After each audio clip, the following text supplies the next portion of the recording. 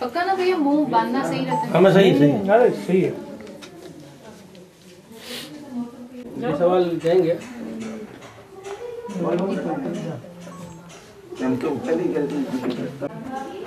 आपके नंबर क्या है?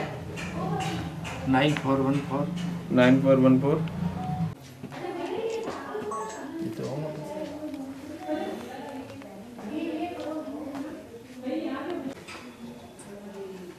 प्रेम सा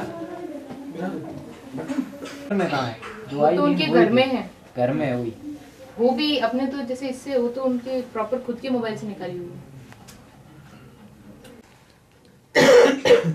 इंटरव्यू हो गया? हाँ तू कर ले। इंटरव्यू हो गया? इंटरव्यू हो गया। क्या कह रहा है? मोबाइल करना 1 2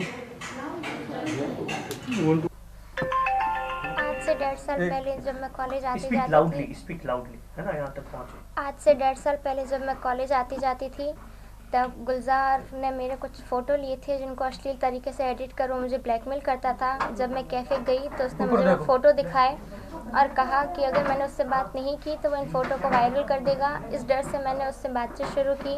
कुछ टाइम बाद जब उसे पता चला कि मैं बड़ौदा के लिए घर से निकलने वाली हूँ तो उसने मेरी अहमदाबाद से फ़्लाइट की टिकट करवाई और मुझे अहमदाबाद उतरने के लिए कहा। तो मैं अहमदाबाद उन फ़ोटोओं के डर से अहमदाबाद उतरी और वहाँ से श्रीनगर चली गई।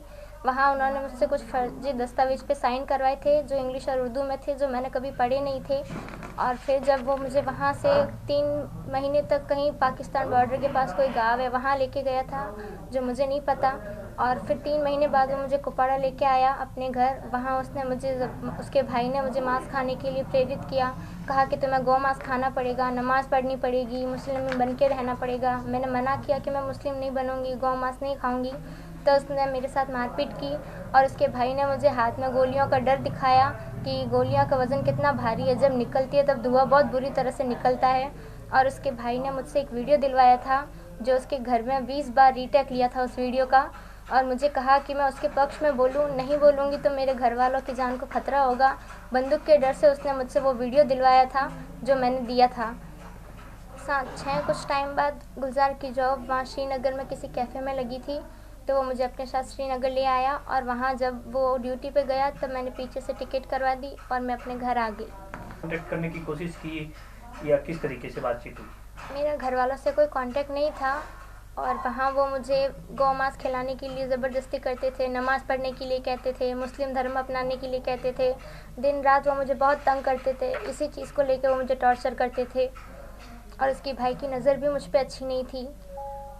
में गए थे उसके बाद में जो शादी के डॉक्यूमेंट, क्या उसमें सच्चाई है या आपसे सब साइन करवाए गए थे? वो सब झूठ है। मैं कभी कश्मीर गई नहीं थी। दस्तावेज़ों पे जो तारीख है तब मैं अपने बुआ के घर बॉम्बे थी और बाड़मेर में कॉलेज में एग्ज़ाम दे रही थी। मैं कभी पहले श्रीनगर नहीं गई थी और कभी मैंने हाई कोर्ट में पेश होकर शादी नहीं की है। वो सारे दस्तावेज झूठे हैं। उसने मुझसे ब्लैंक पेपर पर साइन करवाए थे और उनको शादी के कागजात बनवा दिए। मेरी मौजूदगी में ये सब नहीं हुआ है। तो उसके साथ जो आप रही 6 महीने वहाँ, वो सिर्फ एक ब्लैकमेल के हिसाब से वहाँ रही, ब्लैकमेल के डर से वहीं रही? जी। अच्छा, एक चीज़ बताइए कि जिस तरीके से उसके बाद में आप यहाँ आ गई, उसके बाद में आपने पुलिस से यहाँ मदद मांगी है, क्या पुलिस आपकी मदद कर पा रही है या? हमने पुलिस से कहा कि मेरे 164 के बयान करवाया जाए। उन्होंने आश्वासन दिया था कि करवाएंगे, पर 1 महीना हो गया अभी तक मेरे बयान नहीं हुए हैं। और वहाँ से वापस कोई पुलिस ने नोटिस वोटिस आपको दिया वहाँ से, जम्मू कश्मीर से कुछ?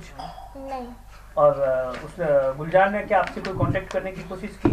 मेरे पास फ़ोन नहीं है, मेरा कोई कांटेक्ट नहीं हो सकता। राजस्थान पुलिस से वहाँ पर आपकी जांच के लिए यहाँ के लोग पुलिस भी आई थी, कितनी बार आपका मिलना हुआ पुलिस से? 2 बार जो पुलिस आई थी वो मुझसे नहीं मिली थी। तीसरी बार जो पुलिस आई थी उन्होंने मेरे बयान लिए थे, लेकिन इसकी भाई की मौजूदगी में लिए थे वो बयान। और तब वहाँ 6 वकील भी शामिल थे, उन सबके सामने उन्होंने मेरे बयान लिए थे। अच्छा, गौ मांस खाने के लिए, नमाज़ पढ़ने के लिए, मुस्लिम धर्म अपनाने के लिए, उनके रहन सहन, उनकी तरह से रहने के लिए, पूरा मुस्लिम धर्म अपनाओ और हमारी तरह रहो। मैंने मना किया कि मैं मुस्लिम नहीं रहूँगी क्योंकि मैं हिंदू हूँ और मैं हिंदू ही रहूँगी। मेरी यही मांग है कि मेरे घर वालों को जान का खतरा हो सकता है और वो ऐसा कोई काम नहीं करे कि मेरे और मेरे परिवार को तकलीफ झेलनी पड़े। इसलिए हम चाहते हैं कि हमें उनसे प्रोटेक्शन मिले ताकि वो मुझे और मेरे परिवार को ज़िंदगी में कभी। किस तरीके से उसने आपको फंसाया था और अब आप बाड़मेर की जो बाकी बहनें हैं उनसे क्या कहना चाहेंगी? उसने मुझे लव जिहाद के तहत फंसाया था और बाकी बहनों से मेरा यही निवेदन है कि अपने घर वालों से कोई बात नहीं छुपाए। जैसे मैं लव जिहाद का शिकार हुई, वो इन सब से दूर रहें और अपने घर वालों को सपोर्ट करें, क्योंकि किसी के भी माँ बाप गलत नहीं होते हैं, किसी के भी माँ बाप की परवरिश ख़राब नहीं होती है। बहुत सारे लोगों ने मेरे माँ बाप की परवरिश पे सवाल उठाए थे। कोई भी माँ बाप ऐसा नहीं चाहेंगे कि उनके बच्चे मौत के कुएं में जाए। इसलिए मेरा सबसे यही निवेदन है कि अपने घर वालों से कुछ मत छुपाओ और किसी की बातों में इतना बहला फुसला के मत आओ। क्या उसने आपको झूठे आश्वासन भी दिए थे? हाँ। स्थानीय लोगों का भी था, ऐसा कुछ है यहाँ पर? मुझे नहीं पता उनके बारे में। उसको और उसके भाई को मैंने आपस में बात करते हुए सुना था। ज़्यादा समझ में नहीं आया क्योंकि उन्होंने उर्दू में बात की थी, पर इतना पता चला था कि इसे एक बार दुबई भेजते हैं, तो इतना मैंने सुना था। तब मुझे समझ आया कि ये क्या करना चाहते हैं।